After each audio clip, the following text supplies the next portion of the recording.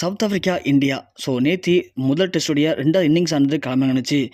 ஏற்கனவே நம்ம தென்னாப்பிரிக்கா அவங்க கரெக்ட்டா ஒரு 280 ரன்னோட மேட்சை முடிச்சிருந்தாங்க. அதற்கு பிறகு அடிக்க ஆரம்பிச்ச நம்முடைய தென்னாப்பிரிக்கா அணியில யாருமே எதிர்பார்க்கவே இல்ல. ஃபர்ஸ்ட் இன்னிங்ஸ்லயே இவங்க இந்த அளவுக்கு ஸ்கோர் பண்ணுவாங்கன்னு சொல்லிட்டு எல்கா அவர்கள் 185 ரன் வரைக்குமே அவுட்டே ஆகல. மறுமுனையில ஜான்சன் அவர்கள் 84 ரன் வரைக்கும் அவுட் ஆகல. நம்ம இந்திய பவுலர்கள் எவ்வளவோ போராடி பார்த்தாங்க. ஆனால் கடைசி கட்டமா அவங்கள வீழ்த்தத்துக்குள்ளேயே அவங்க 408 ரன்கள் அப்படிங்கிற மிக கடுமையான ஸ்கோரை பதிவு பண்ணிட்டாங்க.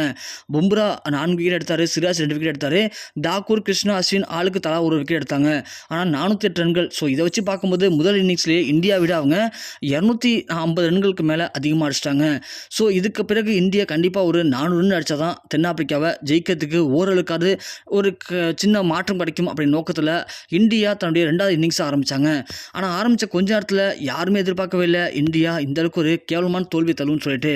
முதல்ல களமகன நம்மளுடைய ஜெய்ஸ்வால் மற்றும் ரோஹித் சர்மா நின்று கொஞ்சம் நிதானமாக ஆட்டத்தை வெளிப்படுத்தணும்னு நினச்சோம். ஆனால் அப்படி இல்லாமல் ரோஹித் சர்மா வெறும் காட்ட டக் அவுட் ஆனார். இது இந்தியாவுக்கு மிகப்பெரிய அதிர்ச்சி தான். யாருமே இதை யோசிக்கவே இல்லை ரோஹித் சர்மா டக் அவுட் ஆவான்னு சொல்லிட்டு. அதற்கு பிறகு நம்மளுடைய எஸ்வி ஜெய்ஸ்வாலும் அப்புறம் சுமன் கில் 2 பேரும் தான் பார்ட்னர்ஷிப் அமைச்சு விளையாட ஆரம்பிச்சாங்க. கொஞ்சம் சுமன் கில் அதிலேயே ஆட ஆரம்பித்த கொஞ்ச நேரத்திலேயே நம்ம எஸ்வி ஜெய்ஸ்வால் வெறும் 5 ரன்னுக்கெல்லாம் அவருடைய ஆட்டத்தை விழுந்தார். அதற்கு பிறகு விராட் கோலி, சுமன் கில் 2 பேரும் பார்ட்னர்ஷிப் அமைச்சு அடிக்க ஆரம்பிச்சாங்க. கொஞ்சம் கொஞ்சமாக 2 பேருமே எல்லாம் பிக்கப் ஆனாங்க. கண்டிப்பாக இவங்களுடைய பார்ட்னர்ஷிப் இன்றைக்கி வெயிட் ஆகும்னு நினச்சோம். ஆனால் அந்த பார்ட்னர்ஷிப்பும் ஜென்சன் அவர்கள் கரெக்டாக 26 ரன்னுக்கெல்லாம் உடைச்சாரு. சுமன் கில் 26 ரன்களில் அவுட் ஆனாங்க. அதற்கு பிறகு விராட் கோலி, ஸ்ரேயஸ் ஐயர் 2 பேரும் தான் களமிறங்கினாங்க. 2 பேருமாச்சும் கண்டிப்பாக ப்ளே பண்ணுவாங்கன்னு நம்ம நினச்சோம். ஆனால் அப்படி இருந்தும் கூட விராட் கோலிக்கு சரியான ஆப்போனன்ட் கிடைக்காதனால ஸ்ரேயஸ் ஐயர் அவர்கள் வெறும் 6 ரன்னுக்கெல்லாம் அவுட் ஆனார். அடுத்தது KL ராகுல். கண்டிப்பாக விராட் கோலி, KL ராகுல் நல்ல ஒரு பார்ட்னர்ஷிப்பாக இருக்கும். போன மேட்ச்சில் KL ராகுல் தான் டெஸ்ட் மேட்ச்சில் வெறும் 101 ரன் அடித்து இந்தியாவுடைய மானத்தை காப்பாற்றினார் முதல் இன்னிங்ஸில். அதனால் கண்டிப்பாக அவர் அடிப்பார்னு நினச்சோம். ஆனால் அவர் விட்டு வைக்கவே இல்லை பர்கர் அவர்கள். மிக முக்கியமான விக்கெட்டான KL ராகுல் விக்கெட்டை வெறும் 4 ரன்னுக்கெல்லாம் எடுத்து இந்தியாவை மிகப்பெரிய ஒரு தோல்வி பக்கம் தள்ளி விட்டாங்க. அடுத்து அஸ்வின் அவர்கள் டக் அவுட் ஆனார். அது இந்தியாவுக்கு மிகப்பெரிய பிரிவு தான். ஏன்னா டெஸ்ட் மேட்ச்சில் கண்டிப்பாக அஸ்வினுடைய பேட்டிங் சூப்பராக இருக்கும். ஆனால் தென்னாப்பிரிக்காவில் அவருடைய பேட்டிங்கும் செல்லுபடி ஆகலை, பவுலிங் செல்லுபடி ஆகலை. ஒரு பக்கம் விராட் கோலி கொஞ்சம் கொஞ்சமாக ரன்னை குமிச்சிட்டு இருந்தார். மறுமுனையில் ஷர்குல், தாக்கூர், பும்ரான்னு சொல்லி எல்லாருமே அடுத்தடுத்து 2 ரன்கள் டக் அவுட்டில் அவுட் ஆனாங்க. ஒட்டுமொத்தமாக விராட் கோலி கடைசி கட்டமாக 82 பால் பிடிச்சி 76 ரன்கள் அடித்து மேட்சை அவுட் ஆனார்.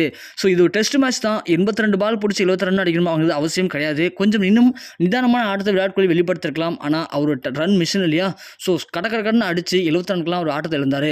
இதனால் இந்தியா இன்றைய தினம் 131 ரன் அப்படிங்கிற ரொம்ப ரொம்ப ரொம்ப கம்மியான ஸ்கோர் தான் பதிவு பண்ணாங்க.